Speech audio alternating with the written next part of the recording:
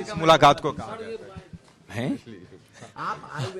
हमारे इतने सीनियर नेता हैं, एनडीए के मजबूत और बड़े नेता हैं, इनसे बात कीजिए ना, तो फिर हम करते पहले इनसे। सर 1 घंटे तक बंद कमरे में मुलाकात हुई, सुबह सुबह चाय भी हुई, क्या बातें हुई? या एक तो हम लोगों का व्यक्तिगत रिश्ता भी है, आज नहीं, जिस समय हम लोग राजनीति में क ख ग शुरू किए थे उस वक्त से रिश्ता है, तो वह अपनी जगह है, उसके चलते भी मुलाकात तो होते रहती है। बाकी एनडीए में घटक दल के रूप में हमारी पार्टी भी शामिल है और भारतीय जनता पार्टी के बड़े नेताओं में से एक नित्यानंद राय जी हैं और चुनाव नजदीक आ रहा है तो स्वाभाविक रूप से बैठे हैं, तो कुछ तो इस विषय पर भी चर्चा हुई है। लेकिन नहीं, मायने क्या, कुछ नहीं निकालना है, एनडीए को कैसे हम लोग मजबूत करें इस पर बात हुई है, ताकि बिहार में 40 में 40 नरेंद्र मोदी जी की झोली में हम लोगों को देना है, तो इसके लिए तो हम लोगों को बैठते रहना पड़ेगा, बात करते रहनी पड़ेगी। आप लोग तो इसलिए करेंगे। आप लोग अरे इसका जब मौका आएगा तो बता देंगे, जब कौन पार्टी कितनी सीटों पर लड़ेगी यह कोई विषय नहीं है। 40 एनडीए लड़ेगा यह तो तय है, जीतेगा कितना? 40 में 40 हम लोग जीतेंगे और उस हिसाब से हम लोगों की स्ट्रेटजी बन रही है, देखते जाइए। लेकिन जेडीयू को देखा जाए, आरजेडी को देखा जाए, वो तो लंबा कार्यक्रम। भैया जेडीयू आरजेडी में आरजेडी की बात थोड़ी कर सकते हैं आप, जेडीयू का कहाँ कोई सवाल है कि आप लोग झूठे जेडीयू कर रहे हैं।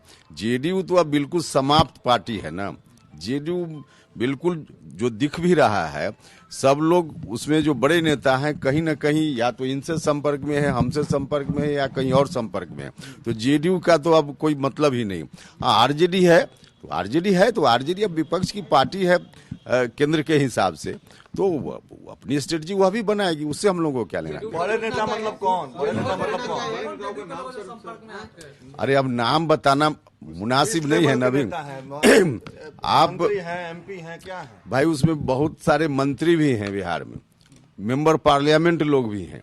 अब इससे बड़े नेता की बात अब नाम कहिएगा सीधे तो बताना मुश्किल। टूटता है जेडीयू में टूट क्या, जेडीयू बिल्कुल अब समझिए कि एक तरह से समाप्ति के कगार पर जेडीयू खड़ा है। अब जेडीयू कोई फैक्टर ही नहीं है। भीम संसद बुलाया है नीतीश जी ने। अरे उस सब का कोई अर्थ नहीं, कोई संसद बुला लें उसका कोई मतलब नहीं, इसलिए जेडीयू का नाम मत लीजिए। आरजेडी ठीक है, आरजेडी से हम लोग मुकाबला के लिए तैयार हैं। हाँ लग बिल्कुल। रहा है नीतीश जी अम्बेडकर 2 बनने की कोशिश कर रहे हैं। नीतीश जी अम्बेडकर 2 क्या, नीतीश जी तो बहुत बड़े नेता देश के बन चुके थे, लेकिन अंत में आकर खुद ही उन्होंने ऐसा निर्णय ले लिया कि पूरे जीवन भर की कमाई को उन्होंने गंवा दिया। अब आज की तारीख में कोई फैक्टर ही नहीं बचे नीतीश कुमार जी या जेडीयू, यही स्थिति उनकी है। सर किस तरह बातें हुई हैं, जिस तरह से दावा किया जा रहा है कि जेडीयू में टूटता है उपेंद्र कुशवाहा। माननीय उपेंद्र कुशवाहा जी से मेरा रिश्ता बहुत पुराना है और अटूट भी है और गहरा भी है। हम लोग राजनीति में थे भी, हम जिस समय राजनीति में नहीं थे उस समय से संबंध है, और अभी एनडीए के एक मजबूत सिपाही के रूप में इनकी जो पार्टी है वह एनडीए का एक मजबूत साथी है। तो हम जब एनडीए के मजबूत साथी के घर आकर, एक तो रिश्ता और दूसरा एनडीए का रिश्ता, उसमें आज हम लोग सुबह आए हैं, चाय पिए थे, और जब बैठते हैं तो माननीय उपेंद्र जी ठीक ही कहे हैं कि 40 की 40 सीट हम सब जीतेंगे। तो बैठे हैं तो कुछ न कुछ तो राजनीतिक चर्चा होगी, 40 की 40 सीट जीतेगी।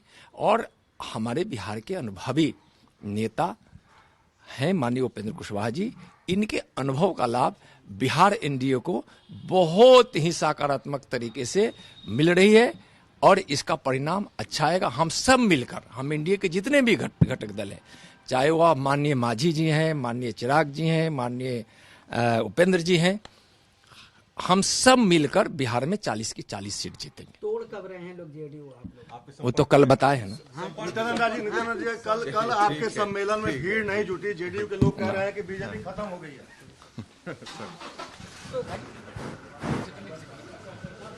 फिर सर रुकिए,